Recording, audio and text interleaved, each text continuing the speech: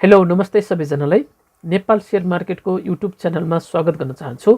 Share बजारमा पनि केही यस्ता सिद्धान्तहरू हुन्छन् जुन थ्योरी अनुसार चाहिँ लगानी गर्ने हो भने आउने रिजल्ट प्रफिट नै हुन्छ। यसले कुनै पनि फरक पार्दैन तपाईँ नयाँ लगानीकर्ता हुनुहुन्छ या पुरानो लगानीकर्ता, तपाईले यस थ्योरीलाई फलो गरेर 4-5 हजार लगानीबाट नै लाखसम्मको पोर्टफोलियो बनाउन सक्नुहुन्छ। शेयर बजारबाट घर जग्गा मोटर गाडी किन्ने भन्ने मान्छेहरूले पक्कै पनि यो 10 किता आइपिओ मात्र बेचेर त किनेका होइनन् होला। उनीहरूसँग शेयर मार्केटको बारेमा केही थप ज्ञान त थियो होला। यस कुरालाई चाहिँ म हजुरहरूलाई एउटा सिम्पल एक्जाम्पलबाट बताउन गइराखेको छु। शेयर बजारमा हुने प्रफिटलाई चाहिँ खोलामा रहेको माछासँग कम्पेयर गर्न सकिन्छ। जस्तै जोसँग माछा मार्ने कला अर्थात् जाल हुन्छ उसले मात्र माछा मार्न सक्दछ। त्यस्तै गरेर शेयर बजारमा जोसँग सेकेन्डरी मार्केटको बारेमा ज्ञान हुन्छ उसले मात्र कमाउन सक्दछ। तसर्थ आजको यस भिडियो म त्यही सेकेन्डरी मार्केटको ज्ञानको बारेमा नेपालका एक्सपर्टहरूले दिनुभएको तरिकाको बारेमा बताउन गइराखेको छु, जुन ट्रिकलाई फलो गरेर हजुरहरूले पनि शेयर मार्केटबाट राम्रो प्रफिट कमाउन सक्नुहुन्छ। भिडियो अन्तसम्म ध्यान दिएर हेर्नुहोला। केही कुरा बुझ्नु भएन भने अझै रिपिट गरेर पनि हेर्न सक्नुहुन्छ। कापी कलम रेडी पारेर इम्पोर्टेन्ट पोइन्टहरू चाहिँ नोट पनि गर्न सक्नुहुन्छ। शेयर मार्केटमा जति प्रफिट हुन्छ रिस्कको सम्भावना पनि त्यति नै हुन्छ। त्यसैले पुरै कुरा नबुझिकन इन्भेस्ट गर्नुभयो भने प्रफिटको सट्टा लस पनि हुन सक्छ। त्यसैले भिडियो अन्तसम्म नछुटाइकन हेर्नुहोला। भिडियो सुरु गर्नुभन्दा अगाडि यदि हजुरहरूले अहिलेसम्म हाम्रो च्यानललाई सब्स्क्राइब गर्नुभएको छैन भने सब्स्क्राइब गर्नुहोला। साथै नजिकै रहेको बेल आइकनमा क्लिक गरेर अल नोटिफिकेसन अन गर्न नबिर्सनुहोला, जसले गर्दा हजुरहरूले शेयर मार्केटको बारेमा नयाँ नयाँ भिडियोहरू सबैभन्दा छिटो हेर्न पाउनुहुन्छ। शेयर मार्केटमा फन्डामेन्टल एनालाइसिस एउटा यस्तो ज्ञान हो जसलाई प्रयोग गरेर वारेन बफेट विश्वकै धनी व्यक्तिको सूचीमा पर्न सफल भएका छन् भने नेपालका एकमात्र बिलिनियर विनोद चौधरीले चाहिँ वार्षिक रूपमा चाहिँ अरबौं रुपियाँ कमाउन सफल भएका छन्। फन्डामेन्टल एनालाइसिसलाई सामान्य नेपाली भाषामा आधारभूत विश्लेषण भनिन्छ। आधारभूत विश्लेषणले हामीलाई कम्पनीको वित्तीय अवस्था पत्ता लगाएर कुन कम्पनीबाट कति समयमा चाहिँ कति रुपियाँसम्म प्रफिट कमाउन सकिन्छ भन्ने कुराको जानकारी दिने गर्दछ। टाइम इज मनी, यो हामी सबैले थाहा भएकै कुरा हो। तसर्थ हामीले जुन कम्पनीबाट चाहिँ छोटो समयमा बढी फाइदा हुन्छ त्यसै कम्पनीमा लगानी गर्नुपर्छ। फन्डामेन्टल एनालाइसिस गर्दा सबैभन्दा सुरुमा ती कम्पनीहरूको चाहिँ फाइनेन्सियल डाटा एनालाइसिस गर्नुपर्ने हुन्छ र यो जनरली कम्पनीको profit and loss account, balance sheet र क्यास स्टेटमेन्ट प्रयोग गरेर गर्ने गरिन्छ। तर यो तरिकाले कम्पनीको एनालाइसिस गर्दा धेरै समय लाग्ने र नयाँ लगानीकर्ताको लागि यो प्रोसेस अझै झन् कम्प्लिकेटेड पनि हुन सक्छ। तसर्थ कुनै पनि कम्पनीको फन्डामेन्टल एनालाइसिस गर्ने सबैभन्दा सजिलो तरिका भनेको ती कम्पनीहरूको चाहिँ फाइनेन्सियल रेसियोहरू प्रयोग गरेर एनालाइसिस गर्नु हो। र यस्ता रेसियोहरू चाहिँ हामीले चाहिँ सजिलैसँग सम्बन्धित कम्पनीका विवरणपत्र र शेयर मार्केटका वेबसाइटहरूमा चाहिँ पाउन सक्दछौँ। अब हामी चाहिँ ती फाइनेन्सियल रेसियोहरू कुन कुन हुन् त्यसको बारेमा चर्चा गरौँ। इपिएस अथवा earning per share, P ratio अथवा प्राइस टु अर्निङ, पीबीभी अथवा price to book value ratio र डिभिडेन्ड रेसियो रहेका छन्। इपिएस भनेको यस्तो रेसियो हो जुन रेसियोले तपाईँले किनेको एक शेयरले चाहिँ कति रुपियाँ प्रफिट कमाउँछ भन्ने कुरा देखाउँदछ। इपिएस निकाल्ने फर्मुला चाहिँ net profit divided by number of share हुन्छ। मानव एउटा एबिसी कम्पनी छ र यसको नेट प्रफिट 10 लाख रुपियाँ छ र नम्बर अफ सेयरको सङ्ख्या चाहिँ 1 लाख छ भने यस कम्पनीको इपिएस 10 रुपियाँ हुन्छ। भन्नाले एबिसी कम्पनीले चाहिँ एक शेयरमा चाहिँ 10 रुपियाँ प्रफिट कमाइरहेको छ भन्ने बुझिन्छ। यसै गरी अर्को XYZ भन्ने कम्पनी छ जसको नेट प्रफिट 5 लाख रुपियाँ छ र नम्बर अफ सेयर सङ्ख्या चाहिँ 25,000 छ भने यस कम्पनीको इपिएस 20 रुपियाँ हुन्छ। भन्नाले XYZ कम्पनीले एक शेयरमा 20 रुपियाँ कमाइरहेको छ भन्ने कुरा बुझिन्छ। माथिको दुई कम्पनीलाई कम्पेयर गरेर हेर्ने हो भने कम्पनी एबिसीको नेट प्रफिट कम्पनी XYZ को भन्दा धेरै छ। तर इपिएस को आधारमा हेर्ने हो भने कम्पनी XYZ चाहिँ कम्पनी एबिसी भन्दा राम्रो छ, किनभने कम्पनी XYZ को इपिएस कम्पनी एबिसी को भन्दा धेरै रहेको छ र इपिएस जसको धेरै हुन्छ त्यो कम्पनी त्यति नै राम्रो हुन्छ। यहाँ इपिएसले के देखाउँदछ भने कम्पनी XYZ को प्रफिट जनरेटिङ क्यापेसिटी एबिसी को भन्दा चाहिँ धेरै रहेको छ। यसै गरी हजुरहरूले यो रेसियो कम या बढी के छ भनेर थाहा पाउनको लागि हजुरहरूले इन्डस्ट्रियल इपिएससँग कम्पेयर गरेर हेर्न सक्नुहुन्छ। इन्डस्ट्रियल इपिएस भनेको सेम सेक्टरका कम्पनीहरूको एभरेज इपिएस हो। जस्तै कुनै एउटा बैंकको इपिएस बैंकिङ सेक्टरमा भएका सबै बैंकहरूको एभरेज इपिएस भन्दा धेरै छ भने त्यस बैंकको इपिएस अथवा पर्फर्मेन्स राम्रो छ भन्ने बुझिन्छ। पी रेसियो अथवा प्राइस टु अर्न रेसियो भनेको यस्तो रेसियो हो जसले चाहिँ तपाईँले कुनै पनि कम्पनीबाट चाहिँ 1 रुपियाँ कमाउन चाहिँ सो कम्पनीमा चाहिँ कति रुपियाँ लगानी गर्नुपर्छ भन्ने कुरा बुझाउँदछ। पी रेसियोको फर्मुला हुन्छ market price divided by EPS. यसलाई पनि एउटा सिम्पल एक्जाम्पलबाट बुझौँ। मानव एउटा एबिसी कम्पनी छ जसको सेयरको प्राइस 300 रुपियाँ र इपिएस 20 छ भने त्यस कम्पनीको चाहिँ पी रेसियो 15 हुन्छ। यो भनेको एबिसी कम्पनीमा हामीले 1 रुपियाँ कमाउनको लागि 15 रुपियाँ लगानी गर्नुपर्छ भन्ने कुरा जनाउँदछ। सामान्यतया पी रेसियो चाहिँ कम्पनीको भ्यालुएसन चेक गर्नु पनि प्रयोग गर्ने गरिन्छ र युजली कुनै पनि कम्पनीको पी रेसियो कम छ भने त्यो सेयर अन्डर भ्यालुड छ अथवा त्यो सेयर चाहिँ सस्तोमा पाइराखेको छ भन्ने जनाउँदछ। पी रेसियो कम या बढी के छ भनेर चेक गर्नको लागि चाहिँ हजुरहरूले अघिको जस्तै कुनै पनि कम्पनीको पी रेसियोलाई चाहिँ इन्डस्ट्रियल पी रेसियोसँग चाहिँ कम्पेयर गरेर हेर्न सक्नुहुन्छ। इन्डस्ट्रियल पी रेसियो भनेको चाहिँ सेम सेक्टरका कम्पनीहरूको चाहिँ एभरेज पी रेसियो हो। यो रेसियो एभरेजभन्दा कम भयो भने राम्रो भयो र एभरेजभन्दा बढी भयो भने चाहिँ ओभर भ्यालुड भयो भन्ने हुन्छ। इक्जाम्पलको रूपमा हेरौँ, यदि फाइनेन्सियल सेक्टरका कम्पनीहरूको पी रेसियो एभरेजमा 20 छ र तपाईँले लगानी गर्न लाग्नुभएको कम्पनीको इपिएस चाहिँ 15 छ भने तपाईँले लगानी गर्न लाग्नुभएको कम्पनीको चाहिँ सेयर अन्डर भ्यालुड छ अथवा सस्तो छ भन्ने हुन्छ। पीबीभी रेसियो अथवा प्राइस टु बुक भ्यालु रेसियोले चाहिँ सो कम्पनीको सेयरको मूल्य चाहिँ त्यसको बुक भ्यालुभन्दा चाहिँ कति गुणाले महँगो छ भन्ने कुरा जनाउँदछ। बुक भ्यालु भनेको कम्पनीको एक्चुअल भ्यालु हो। यदि कुनै कम्पनी कारणवश बन्द भयो भने त्यस कम्पनीको सबै सम्पत्ति बेचेर कम्पनीले तिर्नुपर्ने सबै लोनहरू तिरिसकेपछि एक किता सेयरको चाहिँ जति भ्यालु हुन आउँदछ त्यसलाई चाहिँ सो कम्पनीको सेयरको चाहिँ बुक भ्यालु भनिन्छ। यसको फर्मुला हुन्छ market value per share divided by book value per share. यदि कुनै कम्पनीको मार्केट भ्यालु 400 रुपियाँ छ र त्यसको चाहिँ बुक भ्यालु चाहिँ 200 रुपियाँ छ भने यसको प्राइस टु बुक भ्यालु 2 हुन्छ। भन्नाले यस कम्पनीको सेयरको मार्केट प्राइस चाहिँ यस कम्पनीको बुक भ्यालु भन्दा चाहिँ 2 गुणाले महँगो छ भन्ने बुझिन्छ। Price to book value ratio जति कम भयो त्यति नै त्यो कम्पनीको सेयर चाहिँ अन्डर भ्यालुड छ भन्ने बुझिन्छ। सामान्यतया यो रेसियो 3 भन्दा कम भएमा राम्रो मानिन्छ, तर सेक्टर वाइज हिसाबले चाहिँ यो रेसियो कम या बढी पनि हुन सक्दछ। जस्तै हाइड्रो पावर सेक्टरको लागि price to book value ratio 3 राम्रै मानिन्छ भने माइक्रो फाइनेन्स सेक्टरको लागि चाहिँ 3 अन्डर भ्यालुड हुन सक्दछ। हजुरहरूले कम्पेयर गर्ने बेलामा चाहिँ सेम सेक्टरका कम्पनीहरूसँग चाहिँ कम्पेयर गर्नुपर्ने हुन्छ। डिभिडेन्ड रेसियो भन्नाले कम्पनीले आफ्ना सेयर होल्डरहरूलाई दिन सक्ने प्रफिटको रेसियोले जनाउने काम गर्दछ। यो रेसियोले कम्पनीले कति डिस्ट्रिब्युटेबल प्रफिट कमाउन सफल भएको छ त्यस कुराको चाहिँ जानकारी दिन्छ। यदि कुनै पनि कम्पनीले आफ्ना सेयर होल्डरहरूलाई दिने dividend ratio every year similar छ या बढाउँदै लगेको छ भने चाहिँ त्यो कम्पनी चाहिँ राम्रो छ भन्ने हुन्छ। फन्डामेन्टल एनालाइसिसको यो एउटा महत्त्वपूर्ण रेसियो हो। यसै रेसियोको आधारमा मात्रै पनि हामीले कुन कम्पनीमा लगानी गर्ने भनेर डिसिजन लिन सक्छौँ। कम्पनीहरूले दिने इयरली बोनस डिभिडेन्डबाट पनि हामीले निकै नै राम्रो प्रफिट कमाउन सक्छौँ। अब यति कुराहरू बुझिसकेपछि चाहिँ हजुरहरूले चाहिँ फन्डामेन्टल एनालाइसिसको बारेमा चाहिँ धेरै कुरा बुझिसक्नुभयो होला र कुनै कुरामा अझै पनि कन्फ्युजन छ भने चाहिँ कमेन्ट बक्समा कमेन्ट गर्न सक्नुहुन्छ। तपाईहरुलाई हामी चाहिँ यो शेयर बजारमा धेरै कुरा सिकेरै लगानी गर्नुपर्छ भन्ने नै भन्छौँ। यसभित्र ट्रेडिङ र इन्भेस्टको दुईटा शैली छन्। ती शैलीमा पनि दुवैजनाले डिसिप्लिनमा बस्नुपर्छ, 100% डिसिप्लिन हुनुपर्छ। यो हतियार हो, ट्रेडरको हतियार स्टप लस हो। उसले स्टप लस लिएर जानुपर्छ भने इन्भेस्टमेन्ट गर्ने मानिसले चाहिँ एभरेजिङ गर्ने सक्ने ब्याकअप फन्ड पनि राख्नुपर्छ। बजारले जुनै बेला पनि अवसर दिन्छ। बजार मिस्टर मार्केट स्मार्ट छ र ऊ आफू जहिले राइटमा हिँड्छ। सिर्फ रङ डिसिसन गर्ने भनेको हामी कि त ट्रेडरले हो कि त इन्भेस्टरले हो। हामीले मात्रै रङ डिसिसन गरेको हुन्छौँ। बजार आफ्नो लयमा हिँडिरहेको हुनसक्छ। बजारको लय, उसको साइकोलोजी, उसको बिहेभियर यस्तो हुनसक्छ कि आम मानिसले देखाएको बिहेभियर, सरकारले बनाएको पोलिसीको बिहेभियर, नीतिको बिहेभियर, रिमिटेन्स र ओल्ड मार्केटहरूको बिहेभियर पनि बजारले रिड गरिरहेको हुन्छ। हामी उनीहरूकै फलो गर्नुपर्छ। र शेयर बजार यदि महासागर सम्झिनुहुन्छ भने यो सागरमा जस्तो छ सेम शेयर बजार पनि त्यस्तै हुन्छ। महासागरमा सुनामी आउँछ, शेयर बजारमा पनि सुनामी आउँछ। अस्ति 3200 लिएर 2200 सम्मको एउटा सुनामी हो। बजारको समुद्रको छाल जता बग्छ त्यतैतिर डल्फिनले डल्फिन माछाले पौडी खेल्छ। त्यो छालको विपरीत डल्फिन पौडी खेल्दैन। त्यस्तै जान्नु पर्यो। बजारको ट्रेन्ड समातेर जुन ट्रेन्डमा बजार हिँडेको छ त्यही ट्रेन्डमा तपाईँ ट्रेडरहरू चाहिँ हिँड्नु पर्यो। इन्भेस्टरले पनि त्यो ट्रेड पछ्याउनु भने अति बेटर हुन्छ। त्यस्तो यही नै ट्रेडमा हुन्छ भनेर हामी एजम्सन गर्ने हो। सबैको एजम्सन मिल्दैन। फन्डामेन्टल होस् या टेक्निकल होस्, यो 50, 60, 70% मात्र मिल्छ। एउटै व्यक्तिलाई मात्रै फलो गर्नु भएन। यदि ऊ व्यक्तिले गलत डिसिसन दियो, उसको रङ भयो, उसको जुन उसले प्रिडिक्सन गरेको रङ भयो भने तपाईलाई लस हुन्छ। कम्तीमा पनि भेरिफाई गर्नुपर्छ।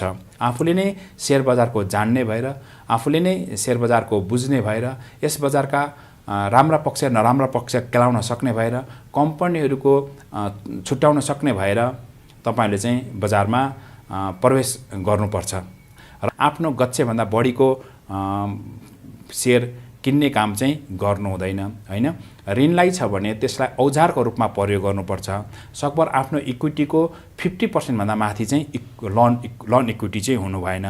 50% भन्दा मुनि नै लोन इक्विटीबाट खेल्नुपर्छ। बिग इन्भेस्टर, बिग ट्रेडरले चाहिँ उनीहरूलाई भित्री सूचनाहरू थाहा पाउन सक्छन्। उनीहरूले बजारको लयहरूलाई समाउन सक्छन्। उनीहरूले बजारको लयलाई तलमाथि बनाउन सक्ने केही न केही उनीहरूसँग पैसाको पावर हुन्छ। त्यस्तो पावर भएको व्यक्तिले जे गर्छ तपाईले त्यो गर्नु हुँदैन। तपाईलाई त्यो घात पनि हुन सक्छ। कसैले यो बजारबाट अरब कमाएका छन्, उसलाई 10 करोड गुम्दा पनि केही हुँदैन, तर तपाईँ हाम्रो 10 लाख गुम्यो भने भयङ्कर ठुलो पीडा अनि तनाव हुन्छ। त्यसै कारण तपाईँहरूलाई म विनम्र अनुरोध गर्दछु कि बजारका धेरैभन्दा धेरै कुरा सिकेर जानुहोस्। तपाईँले गुमाएपछि नसिक्नुहोस्। पहिला इन्भेस्टमेन्टभन्दा अगाडि चाहिँ इन्फर्मेसन लिनुहोस्, यसमा इन्भेस्टिगेसन गर्नुहोस् र बजारको इन्ट्रोडक्सन लिनुहोस् र आफ्नो इन्ट्रोडक्सन पनि दिनुहोस्। आफ्नो इन्ट्रोडक्सन यसकारण दिनु पर्यो, हामीलाई त तपाईँले छल्न सक्नुहुन्छ, ढाँट्न सक्नुहुन्छ, तर तपाईँले आफूले आफूलाई त ढाँट्न सक्नुहुन्न। मसँग कस्तो पैसाले म सेयर किन्दैछु भनेर तपाईँले नै आफूलाई मूल्याङ्कन गर्ने हो। मसँग मेरो बचत पैसाले किन्ने भए तपाईँलाई आनन्दको पैसा हो, बचत पैसाले किन्ने भए। सापट्टिबाट किन्ने भए सबैभन्दा घात पैसा हो। सापट्टिबाट सेयर किन्नु भनेको घात हो। यदि त्यस्तो पैसा बजार घटेको खण्डमा वा तपाईँ सकिनुभयो भनेर यसो व्यापक मानिसले भन्यो वा एउटा दुईटाले भनिदियो भने तपाईँका ऋण उठाउने मान्छे दैलोमा आइपुग्छन्। त्यसकारण तपाईँलाई अरू बढी प्यानिक हुन्छ, आफन्तसँग तपाईँ टाढिनु पर्ने हुन्छ र तपाईँलाई घाटा हुनसक्छ। ओभर ट्रेड, ओभर स्मार्ट यो बजारले दिँदैन। दुईटालाई बजारले करेक्सन दिइहाल्छ। मसँग पुर्खौली सम्पत्ति छैन, बाउबाजेले केही पनि जोडेर राखिदिएको छैन भनेपछि त्यो मान्छेले वेल्थ जेनेरेट गर्नको लागि उसँग अप्सन भनेको के छ त भन्दा एउटै मात्र छ क्या, नेपाल सेयर मार्केट। र त्यसको पनि उसलाई राम्ररी नलेज छैन भने उसको जिन्दगी त यही गोलगोलमै बित्ने भयो। कमायो खर्च गर्यो, कमायो खर्च गर्यो। उसले ठुलो एउटा सम्पत्ति कहिले जोड्ने त? जोड्ने ठाउँै देख्दिनँ म। Tell me if you C anything else, मैले भनेको कुरा बाहेक एनिथिङ एल्स। किनभने मैले प्र्याक्टिकल्ली गरेर हेर्दाखेरि चाहिँ यो दुईवटा ठाउँ बाहेक भएन, देखिनँ मैले। र एसएलसी सकिने बित्तिकै या सानो उमेरदेखि नै उसले आइपिओ मात्र भरेर राखेर बिर्सिदियो भने 10 किता पर्छ। पहिला अलि बढ्थ्यो, अहिले धेरैजना मान्छेहरू सक्रिय भएकोले 10 किता गोला प्रथाबाट पर्छ अहिले होइन। त्यो 10बाट बोनसहरू आउँदै 100 किता 150 किता 200 किता ऊ भनौँ न ब्याचलर या मास्टर्स पढुन्जेलसम्ममा हुन्थ्यो क्या त्यति। सो बाई द टाइम ऊ एजुकेसनल सेक्टरबाट निस्केर अब वर्किङ सेक्टरमा जानलाई जब तत्पर भएर बस्थ्यो नि, उसले कसैको मुख हेर्नु पर्दैन क्या। आफ्नो सेयर मात्र बेच्यो भने पनि he will have lakhs of rupees, lakhs. र होइन छिटो इन्भेस्ट गर्ने बानी बसेको छैन भन्यो भने पनि अहिले आजको दिनदेखि नै महिनाको 3000 4000 त हामीले सेभिङ गर्न सक्छौँ नि। सेयर मार्केट बढ्या होस् घट्या होस् मतलब भएन। 3000 रुपियाँको कुनै राम्रो बोनस या डिभिडेन्ड दिने सेयरलाई किनिरखौँ। कहिले 10 किता होला, कहिले 4 किता होला, कहिले 2 किता होला, तर ह्याबिट बनाऊ हरेक महिना 3000 को म त्यो किन्दै जान्छु भनेर। त्यति मात्र गरेर 5 देखि 6 वर्षमा हेऱ्यो भने कयौँ लाख रुपियाँ जम्मा भइसक्छ क्या त्यहाँ। इन्भेस्टमेन्ट भनेको 1000 मा हुन्छ, तर त्यहाँ पुग्दाखेरिसम्ममा लाख भइसक्छ क्या। त्यो लाख अलि ठुलै लाख भइसक्छ क्या। It's called the power of compounding. There are 2 methods of analyzing a share, fundamental analysis, technical analysis. Fundamental analysis is deep. म सिए पढ्दाखेरि जे पढायो त्यो that is whole fundamental analysis. किनभने ब्यालेन्स सिट बनाउने, प्रफिट एन्ड लस एकाउन्ट बनाउने, सबै ratios and एनालाइसिसहरू सबै हो। It takes lot of time. बुझ्न पनि अकाउन्ट्स ब्याकग्राउन्डबाट आएको मान्छेलाई चाहिँ बुझ्न सजिलो छ। तर technical analysis, if you are a doctor you can understand in 10 days। If you are कुनै पनि फिल्ड, लयर सयर के पनि हो, all you need to do is look at the charts and volume। Price र भोल्युमको कुरा हो। दुईटा फ्याक्टरलाई मात्रै हेर्ने हो। अनि त्यसले पुरै मार्केटको बारेमा सानो इन्फर्मेसन, सानो त के भनौँ, एउटा एकदम सटिक इन्फर्मेसन दिन्छ। अहिले हामीले विशेष गरेर लगानी गर्दाखेरि कस्ता कम्पनीहरू चाहिँ लगानी गर्ने भनेर हेर्दाखेरि विशेष गरेर पी रेसियो एकदमै कम भएका र प्रतिफल बढी दिन सक्ने कम्पनीहरू छानेर लगानी गर्नुहोला। बजारमा जोखिम बढेको छ। जुन दिन कोभिडको असर कम भएर लगानीका वातावरणहरू पुँजी बढाल बाहेक अन्यत्र पनि सुरुवात हुन सक्छ। आज भएको यो 15-20 अरबको कारोबार त्यति बेला घटेर तल आउँछ र बजारमा इन्जेक्स भएको पैसा बिस्तारै बाहिर निस्किन सुरुवात हुन्छ। त्यही भएर जोखिमयुक्त कम्पनीहरूमा लगानी गर्दाखेरि धेरै होसियार भएर लगानी गर्नुहोला र जोखिमयुक्त लगानी गरेको कम्पनी खातामा आएपछि तुरुन्तै बेच्न तपाईँहरूले नबिर्सिनुहोला। नयाँ लगानीकर्ताहरूले एकदम होस पुर्याएर गर्नुहोला। तपाईँहरू अलिकति गलत रणनीतिबाट तपाईँहरू खरिद बिक्री गर्नुहुन्छ। तपाईँहरू जब बजार बढ्छ तपाईँहरू सेयर किन्न थाल्नुहुन्छ। बजार जब हरेक टुप्पोमा पुग्न लाग्छ तपाईँहरू आत्तिएर महँगोमा सेयर किन्नुहुन्छ। जब बजार केही घटेर तल्लो बिन्दुमा जान्छ 50-100 अङ्क करेक्सन हुन्छ त्यति बेला किन्नुपर्ने बेलामा तपाईँहरू आत्तिएर अब त बजार सिद्धिने भयो भनेर तपाईँहरू बिक्री गरेर भाग्न खोज्नुहुन्छ।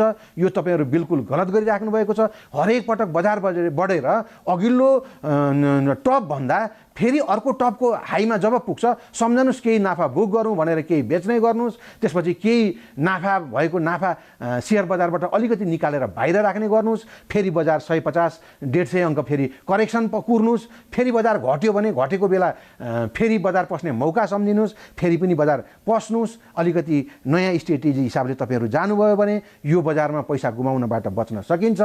एकदम ध्यान दिएर सुन्नुहोला। पुँजी बजारमा आखिर अन्तिममा कमाउने भनेको टाठा बाठा र अनुभवी 10% लगानीकर्ताले मात्रै हो। 90% लगानीकर्ताहरूले गुमाउँछन्। 90% नयाँ लगानीकर्ताहरूले गुमाउँछन्। आज बुलिस अवधिभर सबै लगानीकर्ताहरूले कमाएकै हुन्छन्। धेर थोर भनेको अलग कुरा हो। तर जब बियरिस बजार सुरु हुन्छ बियरिस बजारमा जो निस्किन जान्दछ उसले मात्रै पैसा कमाउँछ। जो चाहिँ कमजोर कम्पनीहरू मजबुतै कम्पनी पनि समातेर बसिराख्ने तर मजबुत कम्पनीहरू समातेर बसे पनि तिनीहरूले प्रतिफल दिन्छन्। बीचबीचमा फेरि पनि तिनीहरूमा चालमा आउँछ। फेरि पनि तपाईँ नाफा बुक गरेर निस्किन सक्नुहुन्छ। नेपालको पुँजी बजारलाई निहालेर हेर्ने हो भने विगतको आरोह अवरोहको अवस्थालाई पनि निहालेर हेर्ने हो भने 7-8 वर्षको एउटा चक्रीय प्रभाव मैले देखेको छु। डिमान्ड र सप्लाई बजारको चाहिँ एउटा विशेषता हो। लगानीकर्ताले खास गरेर लगानीकर्ताले बजारमा लगानी गर्दा मैले यो भनिरहँदा 1100 को इन्डेक्स 2600 मा पुगिरहँदा सबैमा समान किसिमले वृद्धि हुँदैन। जहिले पनि लगानीकर्ताले लगानी गर्दाखेरि आफूले लगानी गरेको सेयरको वर्तमान मूल्य र त्यसले वार्षिक रूपमा दिने प्रतिफललाई जहिले पनि विचार गर्नुपर्ने हुन्छ। एक वर्ष व्यतीत भइसकेपछि आफूले गरेको लगानीले कति प्रतिफल दिन्छ भन्ने विचार पुर्याइएन भने हामीले गरेको लगानीले सोही बमोजिम विचार नगरी गरिएको लगानीले उपयुक्त राम्रो प्रतिफल नदिन सक्छ।